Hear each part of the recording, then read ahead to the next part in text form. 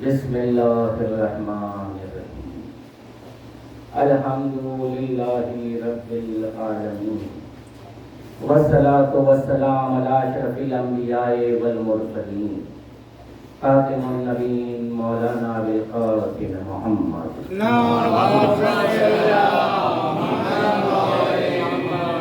وعلی اہل بیتہ الطیبین الطاہرین المعصومین المظلومین ولعنۃ اللہ علی اعدائہم اجمعین.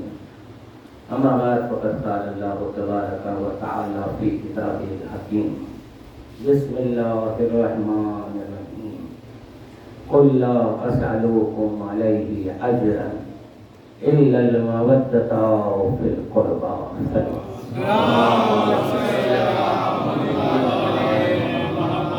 عزیزان محترم، ارادہ کچھ تھا کسی عنوان پہ گفتگو کا، لیکن جب میں یہاں پہنچا تو بانی مجلس نے خواہش کی ہے کہ بعنوان ولایت امیر المومنین علی ابن ابی طالب اللہم صلی علی محمد وعلی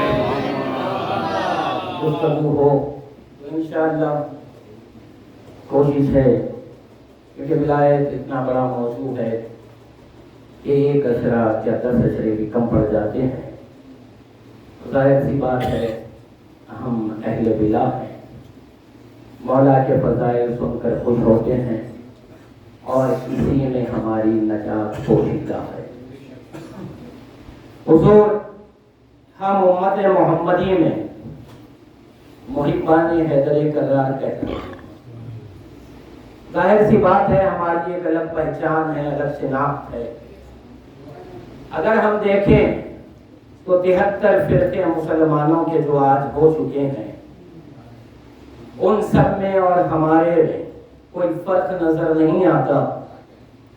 اگر بات ہو لا الہ الا اللہ کی تو سب ساتھ ہیں، محمد رسول اللہ تو سب ساتھ ہیں، قرآن اللہ کا کلام ہے سب ساتھ ہیں، کعبہ قبلہ ہے مسلمانوں کا سب ساتھ ہیں، احکام شریعہ میں بھی کوئی زیادہ فرق نہیں ہے.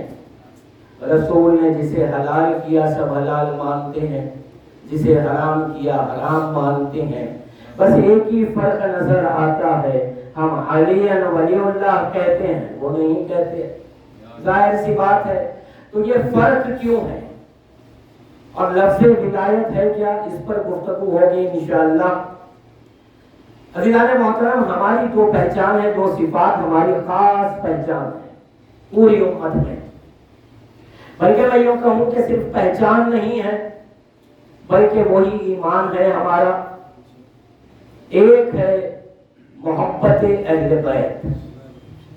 ہم محبت کے قائل ہیں کیونکہ اجر رسالت میں اللہ نے خود قرآن میں کہہ دیا قل لا اسألکم علیہ اجرا الا المودۃ فی القربى. اے میرے حبیب اس امت سے کہہ دو کہ ہمیں کچھ نہیں چاہیے. نہیں، میں اور واضح کر کے ترجمہ کروں. اکثر ترجمہ یہی ملے گا آپ کو، قل لا اسألکم علیہ اجرا الا المودۃ فی القربى. کہہ دو اے میرے حبیب ہم کچھ نہیں چاہتے. یہ نہیں ہے، میں ترجمہ کرتا ہوں لفظی. قل لا اسألکم، اے میرے حبیب ان سے کہہ دو میرا تم سے کوئی سوال نہیں ہے. علیہ اجرن، سوائے اجر کے. کیا اجر ہے وہ؟ الا المودۃ فی القربى.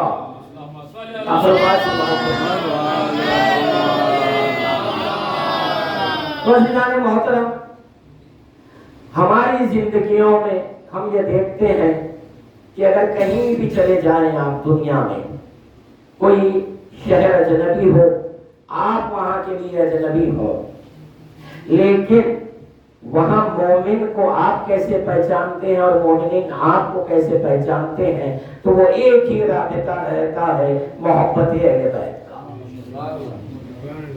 اس میں ہم اگر صادق ہیں تو مومن بھی ہیں، شیعہ بھی ہیں اور ہماری نجات بھی ہے. ظاہر سی بات ہے.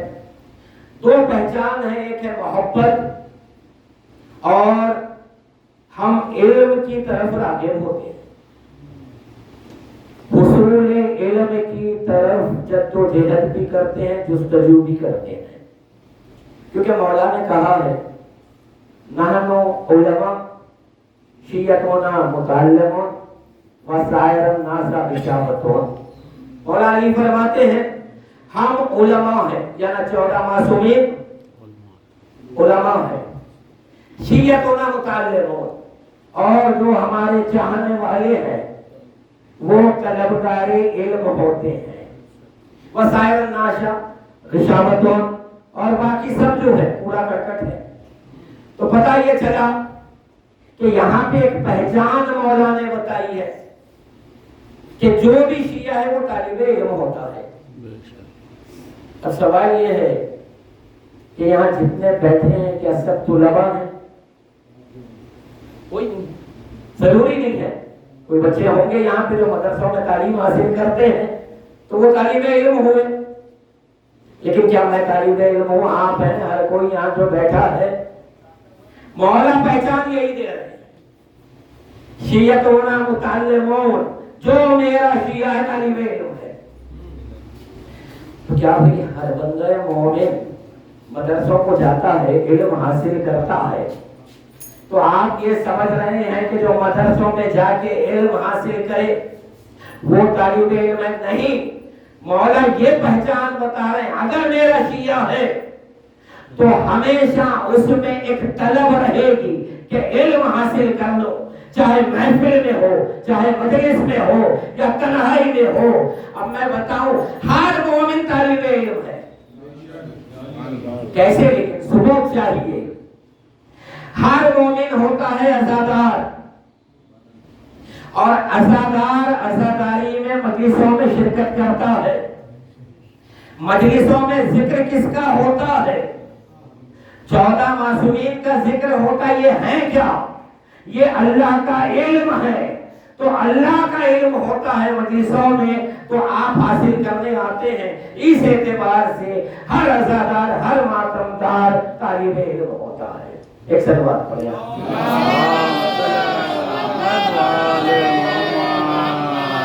इल्म से जो रग़बत है हमारी, उसकी वजह है। अच्छा, इल्म की सीधा जहल। अगर इल्म नहीं है तो उसे क्या कहेंगे आप? जाहिल है। सवाल यह है कि अगर हम लुगत से ये लफ्ज उठा लें जाहिल, तो इसके क्या माना रहेंगे? जिसने कभी पढ़ना लिखना सीखा नहीं, कुछ हासिल नहीं किया, ये लुगत के माना है जाहिल के। जरा हम रसूल से पूछ लें कि रसूल ने किसको जाहिल कहा? एक हदीस है, 73 फिरकों में है, शिया भी मानते हैं, सुन्नी भी मानते हैं, अहले हदीस भी मानते हैं, पूरे फिरके मानते हैं। रसूल ने कहा था मन माता वलम यारी इमाम ज़माने ही फकत माता भी तकल जाहिलिया। जो अपने वक्त के इमाम की पहचान ना करे वो जाहिलियत की मौत मरता है। तो पता ये चला जो इमाम को नहीं पहचानता वो जाहिल होता है। सलवात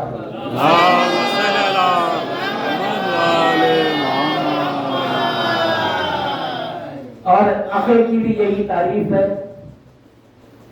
8वें इमाम इमाम अली रज़ा अलैहिस्सलाम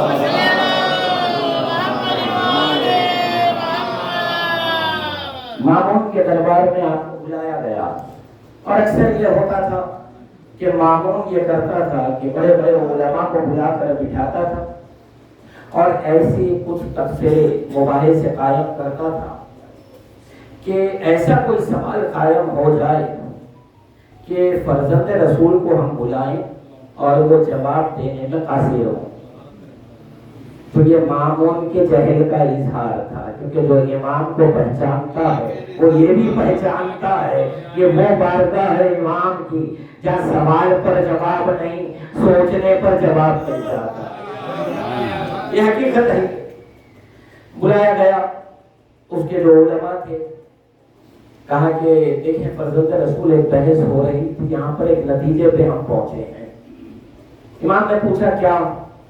कहा कि हम अक्ल की तारीफ पे बहस कर रहे थे कि अक्ल किसको कहते हैं, अच्छी अक्ल। तो इमाम ने पूछा ये बताओ क्या नतीजा हासिल किया तुमने? तो कहा कि हमने ये हासिल किया है कि नेकी और बदी की तमीज जो कर ले वो अक्ल है। تو امام نے کہا کہ اتنی تمیز تو جانوروں میں بھی ہوتی ہے. تو کہا کہ فرزند رسول آپ بتائیں کیا مناسب جواب ہوگا. تو امام نے کہا کہ نیکیوں میں سب سے بہتر نیکی کون سی ہے اور بدیوں میں سب سے بدتر بدی کون سی ہے، اسے معلوم کرنا عقل ہے. اب جو صحابی تھے ابا سلط بڑے خوش ہوئے کہ امام کے جواب سے مامون کے علماء کا منہ بند ہو گیا. جب یہ باہر آئے ابا سلط نے خوشی خوشی کہا کہ مولا آج آپ نے ان لوگوں کا منہ بند کر دیا. امام نے کہا ابا سلط اصل جواب تو میں نے وہاں پہ بھی نہیں دیا. کہا مولا عقل کی کوئی اور بھی تعریف ہے؟ کہا کہ ہاں سن ابا سلط یہ ہمارے چاہنے والوں کے لیے بتا رہا ہوں. عقل کی صحیح تعریف یہ ہے کہ سچے ہادی کا انتخاب کر لینا. بے شک اللہم صلی علی محمد وعلی محمد. نعرہ حیدری، نعرہ صفدری، نعرہ محمدی. اور مولا نے بھی تو یہی کہا تھا اپنے چاہنے والوں کے لیے. کتاب کا نام روح الحیات علامہ مقدسی کی کتاب ہے. فضائل اہل بیت میں باب میں یہ ملتا ہے کہ مولا فرماتے ہیں ہمارے چاہنے والے صاحب عقل ہوتے ہیں، یعنی جو علی کو پسند کر لے وہ اپنے عقل کی سند دے رہا ہے. تو عزیزان محترم یہ دو پہچان ہے ہماری کہ ایک محبت اہل بیت میں زندگی گزارتے ہیں، دوسرے یہ کہ جہاں ذکر اہل بیت ہو کوشش یہ کرتے ہیں کہ جتنا وقت ملے وہاں بیٹھ کر کچھ حاصل کر لیں. یہ دو ہماری پہچان ہے. بانی مجلس کی خواہش تھی ولایت، تو یہ ایک تمہید تھی ولایت کے لیے کہ لا الہ الا اللہ محمد رسول اللہ میں پوری امت ایک ہے، ایک علی ولی اللہ ہے جو ہمیں الگ کرتا ہے. سوال یہ ہے کہ ولی کہتے کسے ہیں؟ دیکھیں نوجوانوں کے لیے بتا رہا ہوں کہ اگر یہ پوچھا جائے مسلمانوں سے، غیر مسلمان پوچھ لے بھائی آپ کا کلمہ ہے لا الہ الا اللہ، اس کے کیا معنی ہے؟ فوراً جواب دیں گے. کوئی فرقے کا مسلمان رہنے دو جواب ایک ہی دے گا، کہے گا لا الہ الا اللہ کے معنی یہ ہے کہ کوئی معبود نہیں، سب کا خالق ایک ہے، وحدہ لا شریک ہے، سب کا مالک اور مختار ہے، سب کا خالق ہے. اچھا بھائی دوسرا کلمہ کلمہ رسالت، کہیں گے بھائی اشہد ان محمد رسول اللہ، اس کے کیا معنی ہے؟ تو کہیں گے کہ محمد اللہ کے رسول ہیں. اور رسول کے معنی یہ ہوتے ہیں کہ اللہ کا پیغام بندوں تک پہنچا دیے. اب سب سے ہٹ کے ہم کہتے ہیں اشہد ان علی ولی اللہ، میں گواہی دیتا ہوں ولی اللہ کے ولی ہیں. اب آپ سے جب سوال ہوگا کہ ذرا یہ بتا دو، رسول کے معنی تم نے بتا دیے، کلمہ توحید کی تعریف تم نے بیان کر دی، اب ذرا یہ بتاؤ کہ ولی کے معنی کیا ہیں؟ بہت اہم بات ہے، کیونکہ اکثر میں نے دیکھا ہے محفلوں میں کہ جب بات آتی ہے کہ ولی کون تو ہم اقسام کے جوابات ملے ہیں، لیکن صحیح تعریف ولی کی ہمارے پاس ہونی چاہیے. اس لیے کیونکہ ہم شیعہ ہیں اسی کلمے پر، ولایت یعنی پہچان ہے ہماری. اور اگر ہمیں یہی نہیں معلوم کہ ولی کسے کہتے ہیں تو ہمارا کلمہ پڑھنا آپس ہو جائے گا. ولی کے معنی سن لیں آپ، ایک جملے میں پہلے ادا کر دوں گا، اس کے بعد اس کی تشریح کر دوں گا. تمام خدائی پر، بہت توجہ اس جملے پر، اللہ کو چھوڑ کر تمام خدائی پر، ہر شے پر جو غیر مشروط حاکم ہوتا ہے اسے ولی کہتے ہیں. اس کا بھی خلاصہ بیان کر دوں گا میں آپ کو. 3 چیزیں ہونی چاہیے ولی کے پاس. کل اشیاء کا علم، ہر شے کا علم ہونا چاہیے، کامل علم. ہر شے پر تصرف، ہر شے پر قدرت. تین چیزیں جس کے پاس ہو وہ ولی ہوتا ہے ہمارے پاس. مقبروں کو دیکھ کر ہم ولی نہیں بنا لے. ابھی میں قرآن سے وضاحت کروں گا اس کی کہ شیعہ اگر ولایت کے قائل ہیں تو کیوں ہیں اور یہ عقیدہ اتنا اہم کیوں ہے.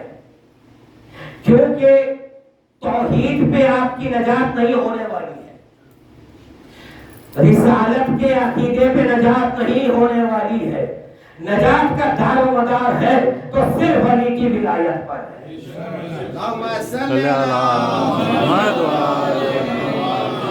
ولی تین چیزیں, کل اشیاء کا علم, کل اشیاء پر تصرف, کل اشیاء پر کامل قدرت ہو. ایک شے لے لیں ہم, جیسے پانی, تو ولی جو ہوگا اس کے علم میں یہ ہونا چاہیے کہ تمام عالم امکان میں کتنی مقدار پانی ہے اور پانی کے کتنے اجزاء ہیں, کون سے علاقے میں کون سے بادل میں کتنا پانی رکھا ہے. جس کے پاس اس کا کامل علم ہوگا وہ ولی ہو سکتا ہے. دوسرے, کامل عالم مکان پر, تمام خدائی پر کامل تصرف ہو. تصرف کے معنی کیا ہے کہ پانی کا بہاؤ, ندی اگر اس طرف بہ رہی ہے تو اپنی مرضی کے مطابق اسے اس کا بہاؤ بدل دے. یہ ہے تصرف. قدرت کیا ہے؟ تصرف میں شے ویسے ہی رہے گی, تصرف میں شے ویسے ہی رہے گی, لیکن اپنی مرضی کے مطابق وہ اس شے کا استعمال کر لے گا. قدرت یہ ہے کہ شے کو بدل دے. پانی ہے تو حکم دے کر پتھر بنا دے. اب ایک شے لیتے ہیں اور ولی کو پہچانتے ہیں. ایک شے ہے سورج. آج کے سائنسداں حیرت میں ہے مولا کے ایک ریکارڈ پر. جب مولا سے پوچھا گیا تھا کہ سورج میں گرمی کتنی ہے تو مولا نے جو درجہ حرارت بتایا تھا, آج سائنسداں پہچان کے کہتے ہیں کہ یہ علی کون تھا جو 1400 سال پہلے اپنے علاقے سے کہیں سفر بھی نہیں کیا اور سورج کے بارے میں اتنا کچھ جانتا ہے. بس افسوس یہ ہے وہ شیعہ نہیں تھے. اگر شیعہ ہوتے تو حیرت زدہ نہیں ہوتے.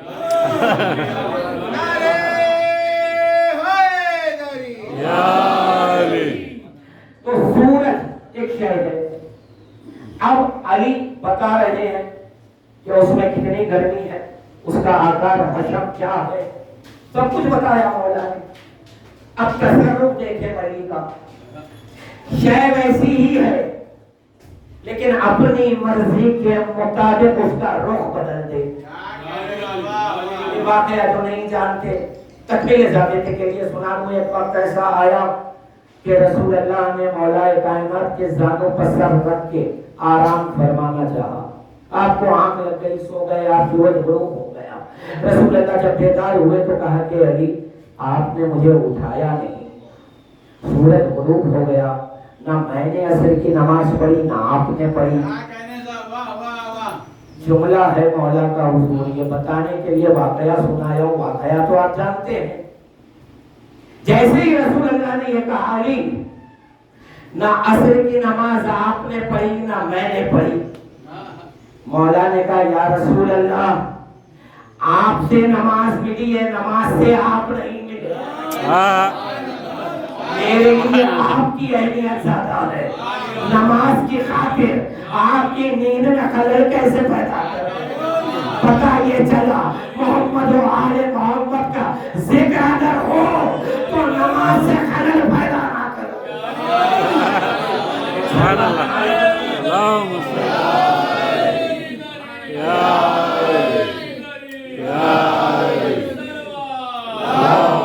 صلی علی محمد و آل محمد. یہ ہے تصرف. قدرت کہتے ہیں کہ شے کے مزاج کو بدل دینا. مولا آ رہے تھے، راستے میں ایک راہگیر ملا، یہودی تھا، مولا نے اپنا تعارف نہیں دیا اسے، اور وہ اپنے مذہب کی تعریفیں کرتا جا رہا تھا، مولا اسلام کی تعریفیں کر رہے تھے۔ اس نے یہ کہا کہ اے شیخ مجھے فلانے مقام کا راستہ نہیں معلوم، میں بتا دو۔ تو مولا نے صرف راستہ نہیں بتایا، دیکھیں یہ اخلاق بھی ہے مولا کے، بلکہ کہا چل تجھے اس مقام تک پہنچا دو۔ ساتھ ساتھ چلے، راستے میں ایک نہر آئی، اب وہ جو یہودی تھا وہ گھوڑے سے اترا، آہستہ سے کچھ دعا مانگی تو نہر کا پانی کم ہو گیا، وہ اپنے گھوڑے کو لے کر نہر کو عبور کر گیا۔ وہاں ٹھہر کے اس نے آواز دی، اے شیخ میں میرے مذہب کی تعریفیں کر رہا تھا، تو اسلام کی تعریفیں کر رہا تھا، میں تو نہر عبور کر چکا، بتا اب تو کیسے عبور کرے گا؟ مولا نے مسکرا کر حکم دیا نہر کو، تو پانی کم نہیں ہوا، جم گیا، پتھر بن گیا۔ مولا عبور کر کے آ گئے۔ اب وہ یہودی پریشان ہوا، اس نے کہا اے شیخ یہ تم نے کیسے کیا؟ تو مولا نے کہا یہ بتا کہ تو نے پانی کو کم کیسے کیا؟ تو کہا ہماری کتابوں میں ایک ایلیا کا ذکر ہے، اگر اس کا واسطہ ہم دیتے ہیں تو ناممکن ممکن ہو جاتا ہے۔ مولا نے مسکرا کے کہا انا ایلیا فی التوراۃ والانجیل، وہ ایلیا تو میں ہی ہوں۔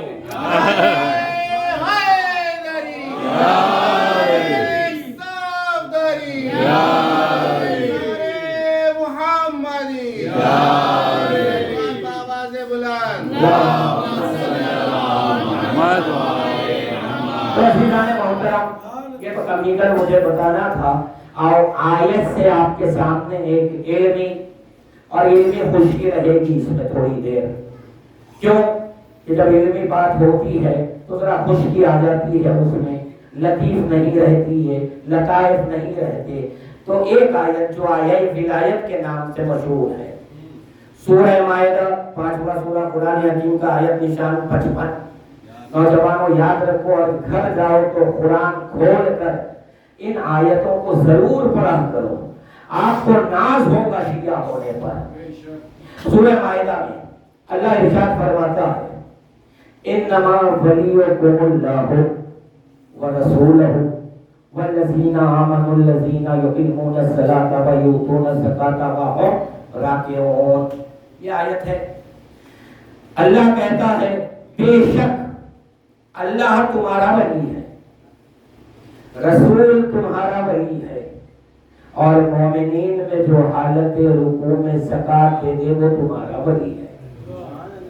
ایسی بات ہے، اس آیت کے بارے میں آپ نے کئی بار سنا ہوگا، بخوبی جانتے ہیں، پڑھا بھی ہوگا۔ مجھے اب یہ بتانے کی ضرورت نہیں ہے کہ حالت رکوع میں زکوٰۃ کس نے دی، وہ مقصد نہیں ہے میرا۔ یہ آیت طے کر رہی ہے کہ اللہ ولی ہے، رسول ولی ہے، علی ولی ہے، یہ طے ہے ہمارے پاس۔ میں گفتگو الگ پیرائے میں کرنا چاہتا ہوں۔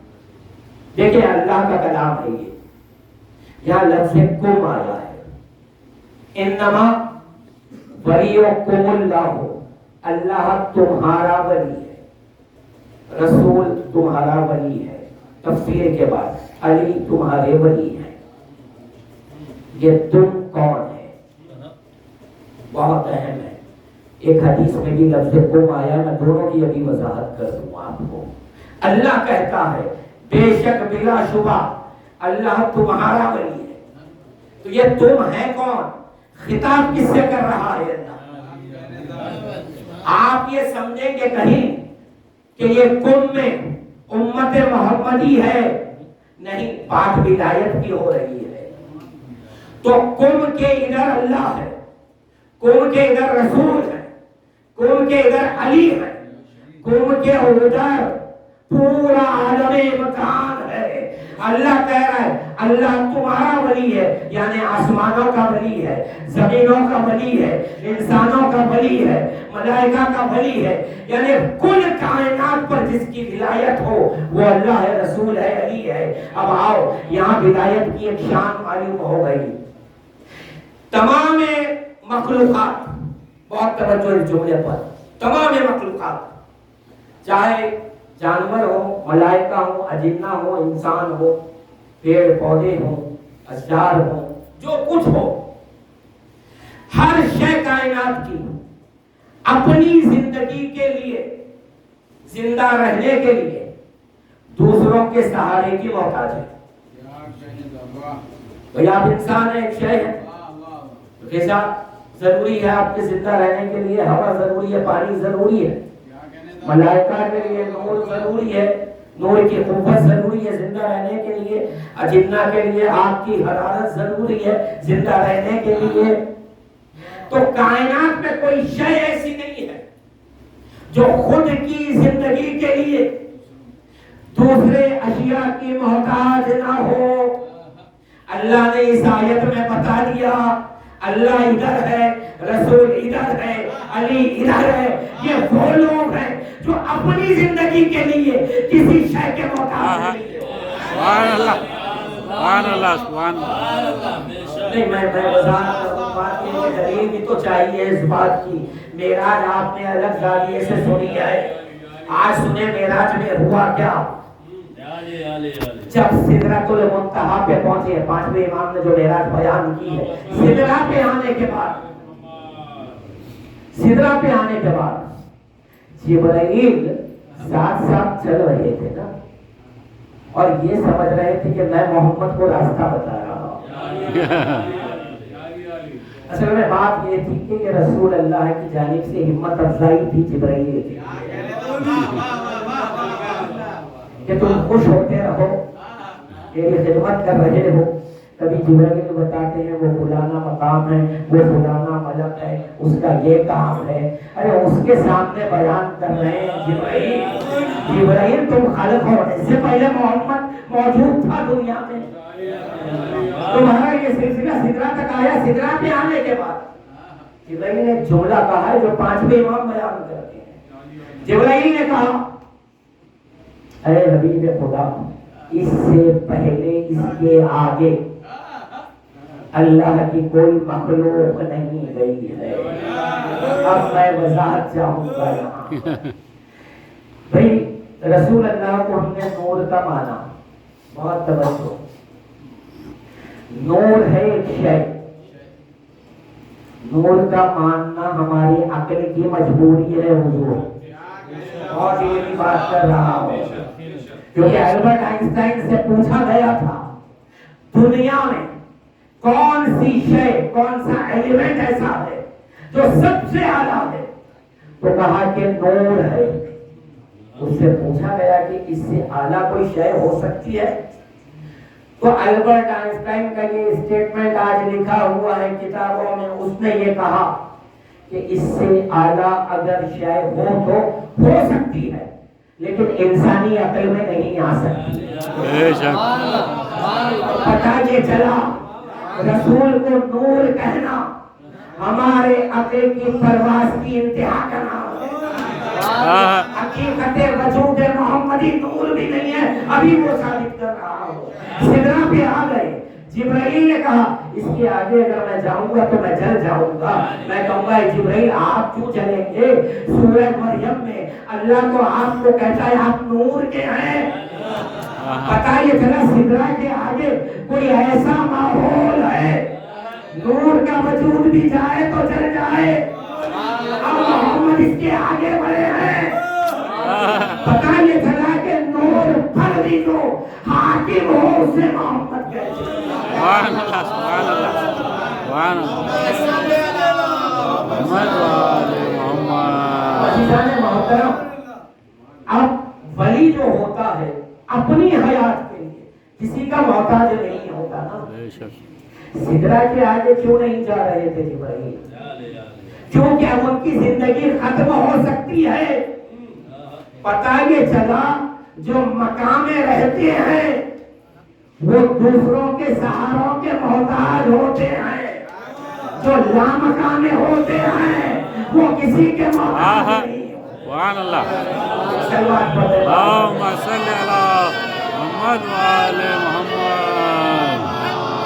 نعرہ حیدری، نعرہ صفدری، نعرہ خیبری، صلوات بر محمد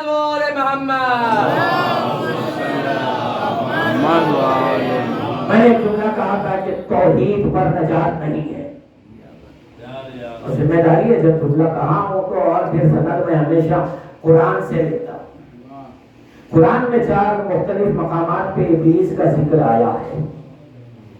مجھے یہ بتائیں کہ ابلیس جہنمی ہے یا نہیں ہے، حضرت قرآن۔ اور مزے کی بات یہ ہے کہ جبرائیل ابلیس توحید کا بھی قائل ہے۔ یہ واقعات دیکھ رہے ہیں آپ، جب ابلیس نے انکار سجدہ کیا تو اللہ نے بڑی محبت سے سوال کیا، پوچھا قال یا ابلیس ما منعک ان تسجد لما خلقت بیدی، اے ابلیس کس بات نے تجھے روکا ہے اسے سجدہ کرنے سے جسے میں نے اپنے ہاتھوں سے بنایا؟ استکبرت ام کنت من العالین، تکبر کرتا ہے کہ اپنے آپ کو اونچے درجے والوں میں سمجھتا ہے۔ آیت تفسیر کے ساتھ پڑھ لو۔ اے ابلیس تکبر کرتا ہے کہ اپنے آپ کو محمد، علی، فاطمہ، حسن، حسین اتنے سمجھتا ہے۔ یہاں پر ابلیس نے انکار سجدہ کیا۔ ہم یہ سمجھتے ہیں کہ توحید کا انکار ہی تو نہیں۔ جب اللہ نے یہ کہا کہ اب جہنم تیرا گھر ہے تو فوراً اس نے کہا مجھے مہلت دے دے، وقت معلوم تک۔ یہ مہلت مانگ کر بتا رہا ہے کہ اب بھی اللہ کو قادر مطلق مانتا ہے۔ بے شک تو توحید میں باقی رہتے ہوئے جہنم میں جا رہا ہے، تو توحید بچا نہیں سکی۔ ہم سمجھ رہے ہیں کہ جیسے کہ امت سمجھ رہی ہے، مسلمان سمجھتا ہے رحمت للعالمین ہے تو محمد بچا لے جائیں گے، لیکن وہ محمد مصطفیٰ نے خود کہہ دیا میری امت میں 73 ہوں گے، سب کے سب جہنمی سوائے ایک فرقے کے۔ تو پتہ یہ چلا لا الہ الا اللہ محمد رسول اللہ کہہ کے بھی جہنم میں جا رہے، رسول کہہ رہے ہیں ہم نہیں۔ تو نہ توحید جنت لے کر گئی آپ کو، نہ رسالت لے کر گئی۔ اب ذرا علی کے بارے میں پوچھیں ہم تو رسول کا ایک جملہ کافی ہے، اے علی اگر تم نہ ہوتے تو اللہ کے گروہ کی پہچان نہ ہوتی۔ جو علی والا وہی اللہ والا۔ ایک معرفت کی بات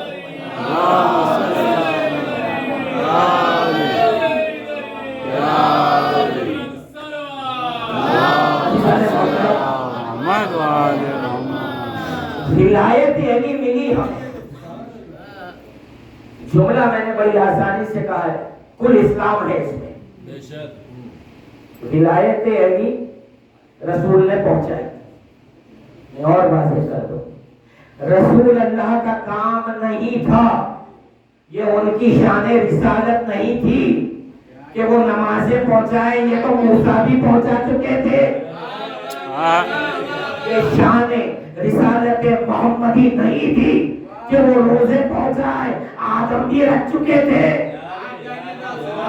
جتنے احکام شریعہ میں سب کے سب عیسیٰ تک ہر نبی لا چکا تھا۔ ایک ولایت علی تھی جو صرف رسول کی ہمت تھی کہ وہ پہنچا سکتے تھے۔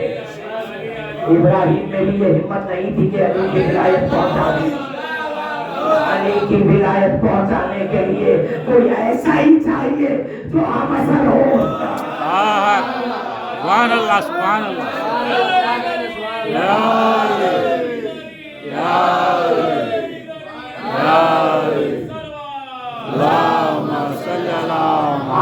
آدم سے عیسیٰ تک وہ رسول کہتے ہیں اے علی آپ نے تمام انبیاء کی مدد کی پوشیدہ رہتا ہے اور میری مدد کرتے ہو ظاہر میں اور پوشیدہ ہے۔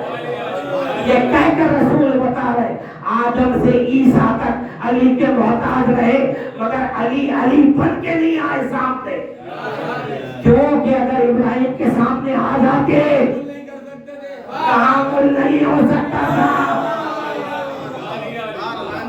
اور ایک جملہ اکثر میں کہتا ہوں خدیر پر کہ پوری قرآن اٹھا کے کے پڑھ لیں آپ, ذمہ داری سے بات کر رہا ہوں, پورے قرآن پڑھ لیں آپ, تاریخ اسلام 73 فرقوں کا لٹریچر پڑھ لیں آپ, صحیح ستہ, بخاری, مسلم, ابن ماجہ سب پڑھ کے آپ آئے.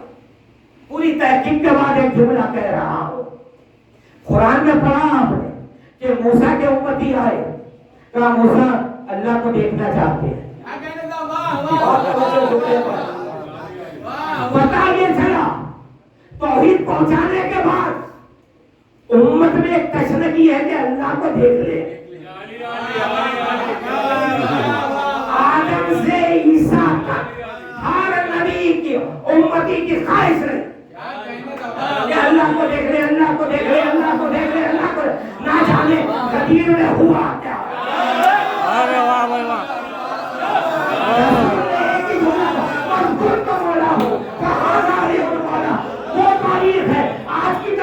کوئی مسلمان نہیں کہتا اللہ کو دیکھنا چاہیے, علی کو دیکھ لیا کافی ہے. نعرہ حیدری, نعرہ صفدری, نعرہ خیبری, اکبر محمد و آل محمد. علی کو دیکھنے کے بعد امت میں ایک خواہش پیدا ہی نہیں. یہ ہے غدیر کہ علی کی ولایت کا مطلب یہ ہے اللہ کا تعارف مل گیا. اب ضرورت نہیں ہے کہ اللہ کی ذات کو دیکھے, علی کو دیکھ لیا. جو کچھ تقاضے اللہ سے ہو سکتے تھے بندے کے وہ سب علی سے پورے ہو. سبحان اللہ سبحان اللہ. یہ آپ کی میری بات نہیں ہے, وہ رسول پکار رہے ہیں علی کو. ہماری بات کو چھوڑیے, رسول جو معراج پہ چلا جائے اور وہ کہتا ہے میدان میں کھڑے رہ کر کہ یہ مسلمان کو ساتھ نہیں دے رہے ہیں, اللہ کوئی اپنی طرف سے ایک مددگار بھیج دے. اس نے کہا نابے علی المسئلہ جائے. تو جب رسول جو کہ 1,24,000 انبیاء کا امام ہے, سردار ہے, وہ علی کو آواز دے لے تو پتہ یہ چلا ہمارے لیے انتہائی بلندی کا نام علی ہے.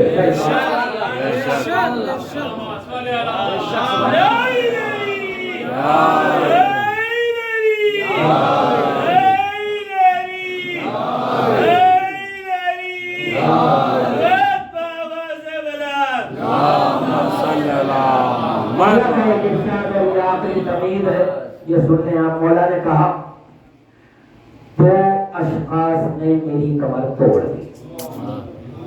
عجیب و غریب جملہ ہے مولا کا. کیا کہا؟ دو لوگوں نے. پوچھا سائل نے مولا کہا امت میں وہ جو جاہل عبادت گزار ہے. ایک وہ جو جاہل عبادت گزار ہے, دوسرے کون مولا؟ کہا چرب زبان عالم. یہ مولا نے کہا کیا؟ میری کمر توڑنے کا مطلب کیا ہے؟ مولا خود کو دین بتا رہے ہیں. اس وقت کے چھٹے امام سے جب پوچھا گیا تھا فرزند رسول دین کیا ہے, تو کہا جدنا علی ابن ابی طالب دین. علی دین ہے. تو مولا کا یہ کہنا کہ دو لوگوں نے دین کی کمر توڑ دی, ایک جاہل عبادت گزار, ایک چرب زبان عالم. دونوں کی تھوڑی وضاحت کر دو. جاہل عبادت گزار سے دین کی کمر کیوں ٹوٹتی ہے؟ کہ رسول نے کہا تھا بغیر معرفت کوئی عمل اللہ قبول نہیں کرتا. ایک مثال دوں گا سمجھ میں آ جائے گا کہ علی کو چھوڑنے کے بعد نماز کی اوقات کیا ہے اور جاہل عبادت گزار کیا ہوتا. جاہل عبادت گزار بہت سے معاشرے میں نظر آتے ہیں, بڑی پابندی سے نماز پڑھ. اچھی بات ہے, اگر میں علی والا ہوں تو مجھے پابندی سے پڑھنا چاہیے, کیونکہ میں سورج کو بچا نہیں سکتا, مجھے وقت پہ ہی پڑھنا ہے. پڑھنا ہے, میں علی والا ہوں, پڑھنا پڑے گا. لیکن سوال یہ مولا نے کہا کیا؟ جاہل عبادت گزار ہوتا کیا ہے کہ بہت زیادہ جو بظاہر پرہیزگار نظر آتا ہے, نمازی نظر آتا ہے, روزہ دار نظر آتا ہے, اب اگر وہ معاشرے میں یا خاندان میں یا گھر میں کوئی بات کہہ دے تو اس کی بات کی بڑی اہمیت رہتی ہے.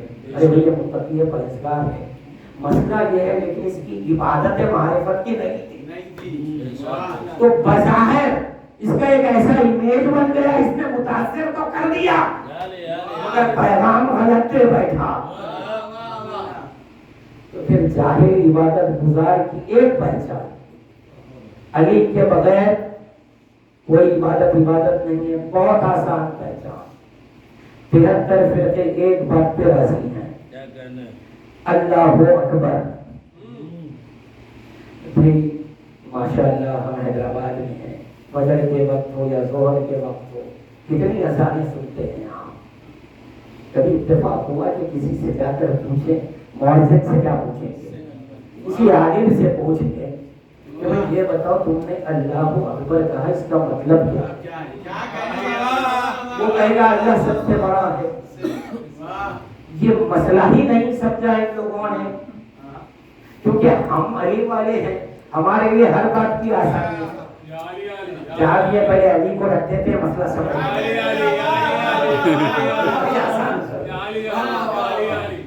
بھئی اگر کوئی بزرگ ہے میں ان کے سامنے سر جھکا دوں تو وہ مجھ سے بڑے ہیں لیکن وہ کسی سے چھوٹے بھی ہیں. بے شک.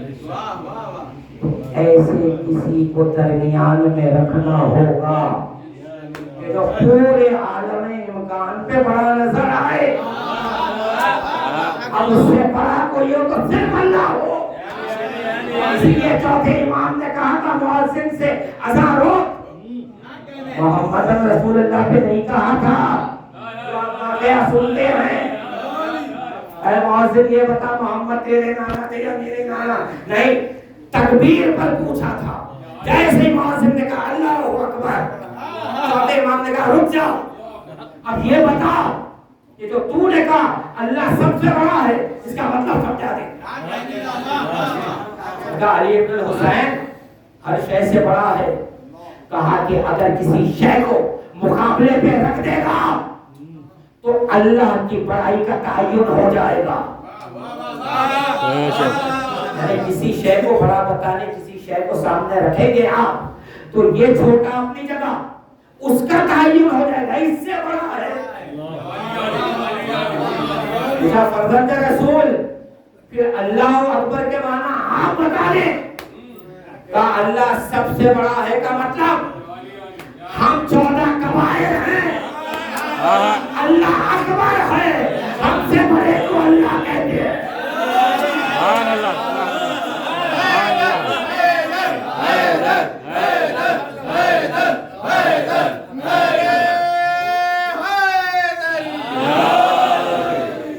بتاؤ اگر علی والا تکبیر کہے اذان اللہ اکبر، اگر وہ یہ علمی تفسیرہ نہیں بھی جانتا ایک بات تو جانتا ہے علی سب سے اعلیٰ ہے، اللہ اس کا خالق ہے. اللہ اکبر کے معنی مل جاتے ہیں. یہ ہے معرفت کی نماز. تو اسی لیے مولا نے کہا ظاہر عبادت گزار دین کو نقصان پہنچاتا ہے، کیونکہ جب وہ عبادتیں کرتے کرتے آگے بڑھتا ہے تو امام کہتے ہیں کیفیت بھی اس میں آ جاتی ہے، وہ ہے تکبر. اور پھر مولا کہتے ہیں وہ گناہگار جو اپنے گناہ پر نادم ہے وہ اس عبادت گزار سے بہتر ہے جو اپنی عبادات پہ تکبر کرتا ہے. تو پتہ یہ چلا عبادت میں تکبر نہیں چاہیے. علی والے کر ہی نہیں سکتے تکبر. کیوں نہیں کرتے؟ کیونکہ جب دل میں اہل بیت ہوتے ہیں یہ دیکھتے ہیں کہ حسین نے کیسے سجدہ کیا، ان میں تکبر نہیں آ سکتا. تو دوسرا پہلو جو امام نے بیان کیا جس سے نقصان ہے دین کو، چرب زبان عالم. یہ مولا کا ارشاد تھا. چلے امام سے پوچھا گیا کہ آپ کے جب کے پوچھا کہ مولا آپ کے جب نے کہا تھا چرب زبان عالم تو نقصان ہے دین کو، اس کی وضاحت کرتے ہیں آپ. تو کہا کہ وہ جس کی گفتگو بڑی علمی معلوم ہوتی ہے، زبان میں فصاحت ہوتی ہے، بلاغت ہوتی ہے، لیکن وہ ہماری حق کے خلاف کلام کرتا ہے۔ تو یہ دو سے دامن بچاؤ امام نے کہا ہے، اور یہی وجہ تھی کہ کربلا میں جب امام آئے ہیں نا، تو وہ دین جو رسول نے دیا تھا، جو سقیفہ کے نام پر جس پہ پردہ ڈالا گیا تھا، حسین کربلا آئے تھے وہ پردہ اٹھانے کے لیے۔ حسین دیکھ رہے تھے کہ سقیفہ میں شورا کے نام پر میرے بابا کی ولایت پہ پردہ ڈالا گیا ہے، فلوں کے نام پر امیر شام نے دوسرا پردہ ڈال دیا۔ حسین آگے بڑھے، 61 ہجری یوم عاشورہ طے کر لیا کہ اب ایسی قربانی دوں گا کہ ولایت پر جتنے پردے ہیں یوں اٹھا دوں گا کہ جہاں دنیا میں میری فرض ادا ہوگی وہاں میرے باپ علی کا ذکر ہوگا۔ عزیزانو، بس دو جملے مسائل کے تفصیل نہیں بیان کروں گا۔ جو لوگ کربلا گئے ہیں وہاں داہنی طرف ایک زیارت میں ایک جملہ ملے گا آپ کو۔ اللہ جتنے لوگ یہاں پر شہزاد میں موجود ہیں سب کو کربلا مولا کی زیارت کا شرف عطا کرے۔ ایک جملہ ہے، ہم امام حسین کو سلام کرتے ہیں، السلام علیکہ یا قتیل التعقیر، سلام ہو آپ پر جسے دیر تک قتل کیا گیا۔ اللہ تعالیٰ یہ نہیں کہا آپ نے کہ دیر سے قتل کیا نہیں، دیر تک قتل کیا گیا۔ میں اس جملے کے اس فکرے کے راز کو سمجھنا چاہ رہا ہوں، میں سمجھ نہیں پا رہا تھا کیونکہ میں نے قاسم کی شہادت بھی دیکھی تھی، مجھے بات سمجھ نہیں آ رہی۔ میں نے جناب عباس کی شہادت بھی پڑھی ہے، مجھے یہ جملہ سمجھ نہیں آیا کہ ہم رسول کربلا کو کہتے ہیں کہ سلام ہو آپ پر جنہیں دیر تک قتل کیا گیا۔ ایک کتاب ہاتھ میں دی گئی، محمد مقدس اردبیلی کے شاگرد ایک مقتل لکھ رہے تھے، روایتوں کو جمع کر رہے تھے۔ انہیں شہادت حسین کی دو مختلف روایتیں، ایک روایت یہ ملی کہ شبر ملعون نے حسین کو پیٹھ کے بل لٹا کر حلق پہ خنجر چلایا۔ پھر انہیں ایک روایت ملی کہ شبر ملعون سینے کے بل لٹا کر حسین کو پسے گردن خنجر چلایا۔ یہ شاگرد پریشان ہوئے کہ دونوں میں کون سی روایت صحیح ہے۔ آئے اپنے استاد کے پاس، کہا کہ آقا یہ بات سمجھ میں نہیں آتی، میں اپنے مختلف کتاب میں کون سی روایت کو درج کروں۔ مقدس اردبیلی کتاب دلیل میں رکھے، امام حسن سے اتارا، سر پیٹنے لگے، کہا شیخ تو نے کیا سوال کر لیا، تجھے نہیں معلوم، یہ بھی صحیح ہے، یہ بھی صحیح ہے، کبھی شیخ